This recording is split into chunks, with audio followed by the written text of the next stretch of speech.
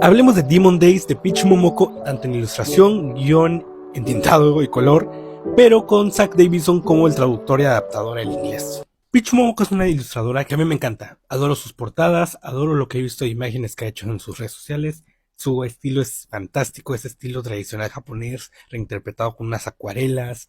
De verdad me encanta. El único detalle con Peach Momoko es que al menos yo no conocía que era capaz de narrar una historia. Nunca la había visto narrar, o sea, contar una historia, ilustrar una historia. Siempre habían sido portadas.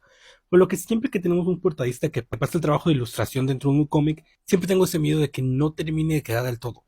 Similar a lo que me pasa por Alex Frost, que es un gran ilustrador, es muy bueno para hacer figuras, para hacer, vamos a decir que póster prácticamente, personajes estáticos, pero en el momento de narración a veces queda un poquito corto, y también lo vimos con el cómic de The Last God of Krypton, o sea, a veces los protagonistas no terminan de adaptarse a toda la narración visual. Pero Peach Momoko, que es un trabajo fantástico, todo lo que habla del uso de color, todo lo que es la narración, la acción, los momentos dramáticos, todo lo hace muy bien. De hecho, lo único criticable de este cómic sería realmente la historia y ciertas cuestiones que hablaremos más adelante. Pero primero, ¿de qué nos habla este cómic? Bueno, en este cómic seguimos la historia de Mariko, que es una joven que de repente comienza a tener sueños sobre el pasado de Japón, con criaturas sobrenaturales, y dentro de esta historia se le comienza a revelar cuestiones sobre quién es en realidad. Tanto así que de hecho descubre que la que prácticamente es Black Widow en esta historia, pues es su reinterpretación, que había sido como su sirvienta y su amiga y su confidente, había sido encargado por una figura misteriosa para que en un momento en el futuro se la llevara y poderla sacar la sangre y utilizarla para fines que más adelante se nos revela, y la que era su abuela resulta que no es su abuela biológica, que la había engañado, pues la había encontrado en las montañas. Y ahora tiene que descubrir Mariko quién es en realidad, quién es esta figura femenina que ve, quién la está buscando para asesinarla y por qué. Como mencioné, la historia no es mala, de hecho es bastante interesante, todo este tema del pasado y cómo se conecta con el presente está muy bien, pero hay varios detalles que no terminan de conectar del todo. Por ejemplo, este tema de la Psylocke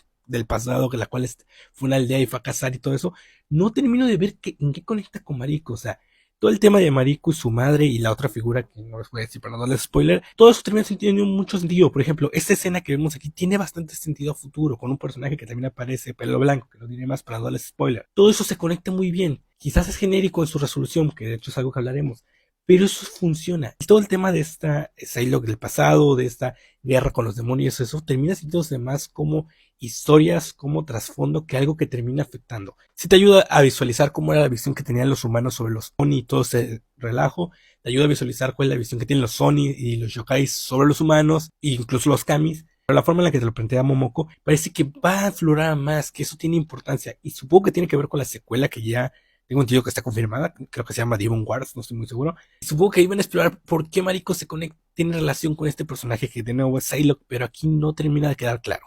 Prácticamente te lo cuentan más como historias o sueños que tiene Mariko, pero esa función también lo tiene todo este tema con su madre y el pasado, así que yo sigo sin entender bien. De hecho, esa relación les digo que sigo sintiendo muy laxa, tanto así que supongo que Momoko lo quiso meter aquí como una reminiscencia de esta historia clásica, porque solamente el primer número uno está este peso sobre esta historia del pasado, también el especial de como de 4 páginas que se hizo para King in Black, no sé, quizás escribió la primera que fue la de X-Men como, una historia única, y al final como que quiso contar esta historia de Mariko, pero fuera de eso termina sintiéndose más como algo anecdótico. Sobre la historia de Mariko, el problema que tiene son dos. Primero, el balance respecto a un producto que se siente japonés, pero que al mismo tiempo quiere mantener la narración americana, se mantiene muy bien durante toda la obra. Es al final cuando comienza a tener estos clichés respecto a, spoilers, perdón, la figura de la hermana que se quiere vengar, todas estas escenas dramáticas sobre, ya te vencí, pero al final te dejo, o sea, todo ese dramatismo más propio del manga que sí se desbalanza un poquito respecto a la obra, porque toda la obra en varios momentos se sentía más como una que tomaba esta tradición japonesa, este folclore, y lo reinterpretaba de una forma única. De hecho, es una de las cosas que luego no me gusta cuando veo un producto que obviamente tiene influencias japonesas, pero no es japonés, es que luego no saben balancear muy bien la influencia al prácticamente copiar.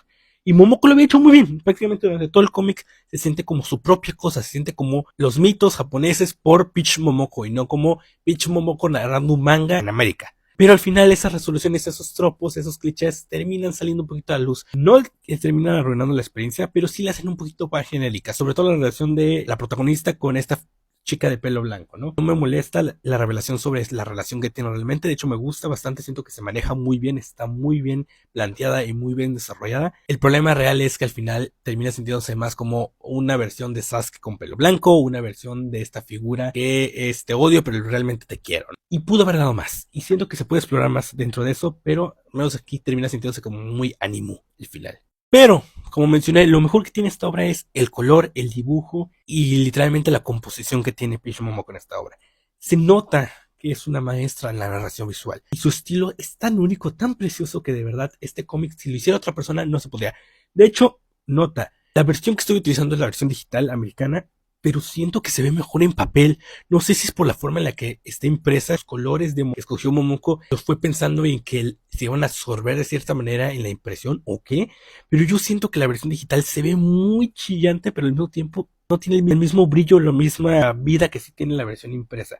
No sé si es eso, pero esta página los negros se ven un poquito pálidos, igual el color rosa se ve muy pálido, que en la versión impresa quizás por el hecho de que quizás por el hecho de que el papel se come el color funciona muy bien, pero en la versión digital se ve muy pálida, no sé. Quizás es algo que ustedes tienen que ver por sí mismos para ver del que hablo, porque incluso si pongo la versión física en cámara, no termina de verse del todo. Por eso un poquito el verde, sobre todo, que el verde se ve mejor en la versión impresa. Aquí está.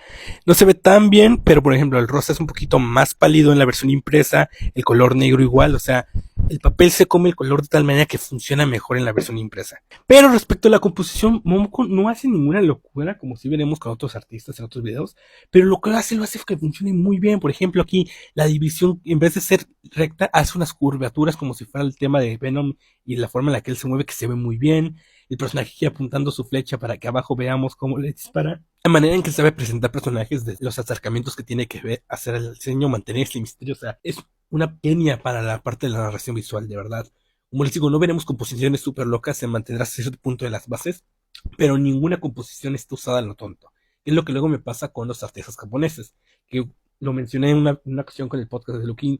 Al no tener este conocimiento artístico, que sí conoce Peach Momoko, que sí es alguien que tiene experiencia, que además tiene estudios en arte, sabe qué tipo de composición, qué tipo de color, qué tipo de, incluso la forma en la que tiene de dibujar los personajes para que las cosas funcionen y estén bien.